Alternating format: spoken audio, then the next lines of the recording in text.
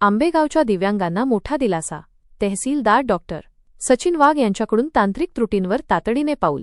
आंबेगाव तालुक्यातील दिव्यांग बांधवांच्या यूडीआयडी पोर्टलवरील तांत्रिक अडचणी आता लवकरच सुटणार आहेत. प्रहार जनशक्ती पक्षाच्या निवेदनाची दखल घेत तहसीलदार डॉक्टर सचिन वाघ यांनी या प्रकरणी वरिष्ठ कार्यालयाला तातडीने अहवाल सादर केला आहे.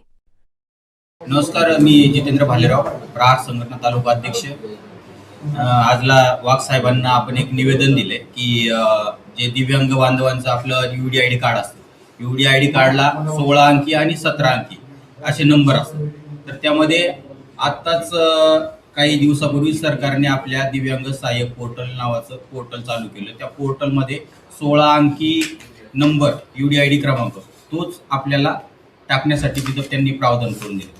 परंतु काय होतंय की ज्यावेळेस 17 क्रमांकाचे जे यूडीआयडी कार्ड धारक आहे त्यांचा 17 क्रमांक आपण ज्यावेळेस तिथं टाकायला जातोय त्यावेळेस ते इनव्हॅलिड म्हणून दाखवलं जातं आणि त्यांची दिव्यांग सहाय्यक पोर्टलवरती नोंदणी होत नाही. तर आजला आपण वाघ साहेबांना त्याबाबत निवेदन दिले. तर त्यांनी या ठिकाणी आपल्याला सांगितले सर्व दिव्यांग बांधवांना की तातडीचा पत्रव्यवहार त्या ठिकाणी ते करणार आहेत आणि दिव्यांग सहाय्यक पोर्टलचा तो पोर्टलवरचा जो विषय आहे तो तात्काळ सुधारून घेण्यासाठी पत्रव्यवहार करून सांगण्यात येणार आहे. ते साहेब सांगतील. नमस्कार. आत्ताच आपल्या भालेराव साहेबांनी दिलेला आहे की तो जो यूडीआयडीचं पोर्टल आहे त्याच्यावरती 16 अंकीचं अपलोड होते, पण 17 अंकी जर नंबर असेल एखाद्याचा तर तो अपलोड होत नाही.